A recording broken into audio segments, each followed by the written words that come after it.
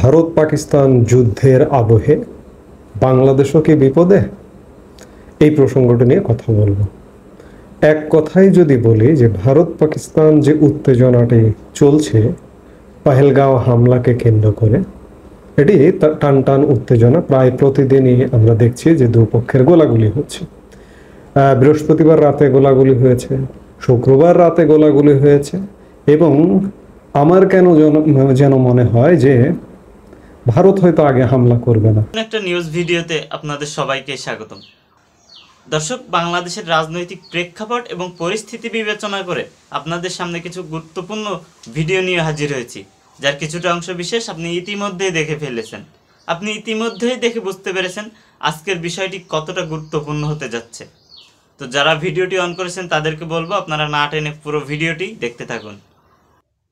তো আমি এ বিষয়ে আর বেশি কথা না বাড়িয়ে চলে যাব আমরা মূল আলোচনার ভিডিওতে। তার আগে বলবো যারা এখনও পর্যন্ত আমাদের চ্যানেলটি সাবস্ক্রাইব করেননি, যদি তারা নিয়মিত আপডেট নিউজগুলো পেতে চান তাহলে অবশ্যই আমাদের চ্যানেলটি সাবস্ক্রাইব করে পাশে থাকা বেল আইকনটি বাজিয়ে রাখবেন। তো চলুন আমরা আর বেশি কথা না বাড়িয়ে আমাদের মূল ভিডিওতে চলে যাই। কথাই যদি বলি যে ভারত পাকিস্তান যে উত্তেজনাটি চলছে পহেলগাঁও হামলাকে কেন্দ্র করে, এটি টান টান উত্তেজনা। প্রায় প্রতিদিনই আমরা দেখছি যে দুপক্ষের গোলাগুলি হচ্ছে। বৃহস্পতিবার রাতে গোলাগুলি হয়েছে, শুক্রবার রাতে গোলাগুলি হয়েছে, এবং আমার কেন যেন মনে হয় যে ভারত হয়তো আগে হামলা করবে না। উত্তেজিত পাকিস্তান সবসময় উত্তেজিত, আমরা অতীতে দেখেছি। প্রথম হামলাটা করে পাকিস্তান, আর এই হামলাটা করবার ফলে যুদ্ধ বাধে। আপনি 65-র ভারত পাকিস্তান যুদ্ধে যদি দেখেন, আগে কিন্তু পাকিস্তান হামলা করেছিল। 1971 সালে বাংলাদেশ এবং পাকিস্তানের সাথে যে যুদ্ধটি হয়েছে, সেখানে ভারত বাংলাদেশের স্বাধীনতা যুদ্ধের একটা সহায়ক শক্তি ছিল শুরু থেকে। কিন্তু প্রথম হামলাটি কিন্তু করে পাকিস্তান ভারতের বিমান ঘাঁটিতে 3 ডিসেম্বর। তখন কিন্তু ভারত আর ছেড়ে কথা বলেনি।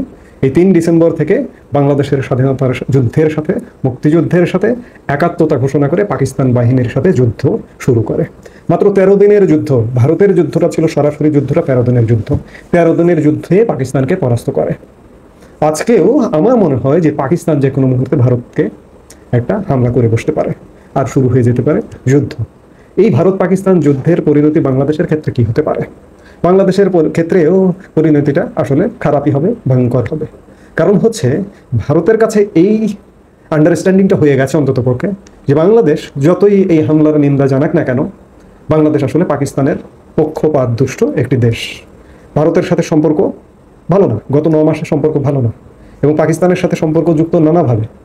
এই যে সাম্প্রতিক সময়ে হামলা কালেও নানা ঘটনা ঘটেছে, যে সবাই দুঃখ প্রকাশ করলো, নিন্দা জানালো 22 এপ্রিল ঘটনার দিনেই, কিন্তু বাংলাদেশ প্রায় 24 ঘন্টা পরে নিন্দা জানিয়েছে।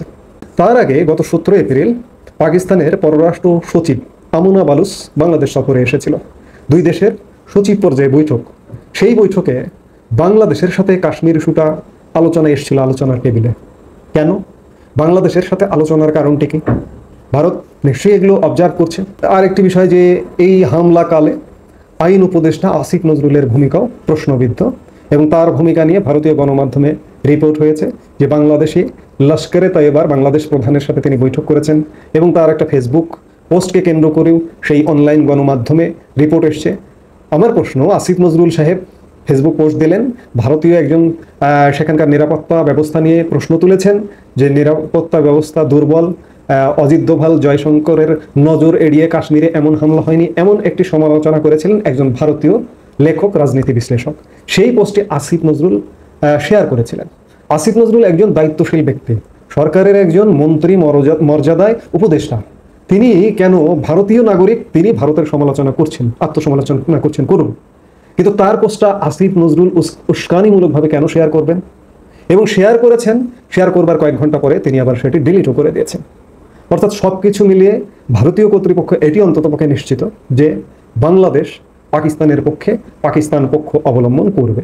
সেই ক্ষেত্রে আজকে ভারত পাকিস্তানের বিপরীতে যে পদক্ষেপগুলো নিয়েছে, সেগুলো যদি বাংলাদেশের সাথে নেয়, তাহলে বাংলাদেশের কি পরিণতি হবে একবার চিন্তা করুন। পাকিস্তানের একমাত্র বর্ডার, আটারি বর্ডার, পাকিস্তান ভারতের একমাত্র স্থলবন্দর, সেটি বন্ধ করে দিয়েছে। বাংলাদেশের 16টি স্থলবন্দর আছে, সবগুলো যদি বন্ধ করে, বাংলাদেশে যদি পণ্য রপ্তানি না করে, বাংলাদেশ ভয়াবহ পণ্য সংকটে পড়বে। বিশেষ করে আমাদের শিল্পের সংকটটা ভয়াবহতম হবে। কারণ আমি বারবার বলি, আবারও স্মরণ করিয়ে দিচ্ছি যে বাংলাদেশের গার্মেন্টস শিল্পটা ভারতীয় তুলা নির্ভর। যতগুলো তুলা লাগে আমাদের 80 to 85% তুলা ভারত থেকে আমদানি হয়। এই আমদানিটা যদি বন্ধ করে দেয়, ব্যবসা বাণিজ্য বন্ধ করে দেয়, ভারতীয় আকাশসীমা যদি বাংলাদেশের আমাদের যে বিমান, সেই বিমান সার্ভিসের জন্য আকাশসীমা বন্ধ করে দেয়, ভারতীয় অভিন্ন নদীর পানি যদি বন্ধ করে দেয়, এরকম যদি ভারত আমাদেরকে পানিতে মারতে চায়, ভাতে মারতে চায়, তাহলে কিন্তু আমাদের পরিণতিটা ভয়ঙ্কর হবে। তো কাজেই সরকার যে পাকিস্তান অ্যাটিটিউড দেখাচ্ছে, পাকিস্তানের পক্ষপাত অ্যাটিটিউড করছে, বা সরকারের উপদেষ্টা আসিফ নজরুল, আবার আসিফ নজরুল এই ঘটনাগুলো ঘটবার পরে ফেসবুক পোস্ট শেয়ার করা, কিংবা লস্করি তৈবার প্রধান নেতা হারুন ইজহারের সাথে বৈঠক করা। হারুন ইজহার হতে পারেন হেফাজত ইসলামের নেতা, কিন্তু লস্করি তৈবার সাথে তার সংযোগ আছে কিনা? আওয়ামী লীগ সরকারের সময় তিনি একাধিকবার নানা নাশকতামূলক কাজে অ্যারেস্ট হয়েছিলেন। কেন অ্যারেস্ট হয়েছিলেন? কথা নেই, বার্তা নেই, একজন আলেম ওলামাকে একটা সরকার অ্যারেস্ট করবে, এই যুক্তি কি আপনি মানবেন? কাজেই কোনো ঘটনা আছে, কিন্তু আছে। আসিফ নজরুলের আইন মন্ত্রণালয় আলাদা করে গত রাতে বিবৃতি দিয়েছে যে ভারতীয় গণমাধ্যম যে রিপোর্ট করেছে সেগুলো ভিত্তিহীন এবং সঠিক সাংবাদিকতার পরিপন্থী ইত্যাদি বিভিন্ন কিছু।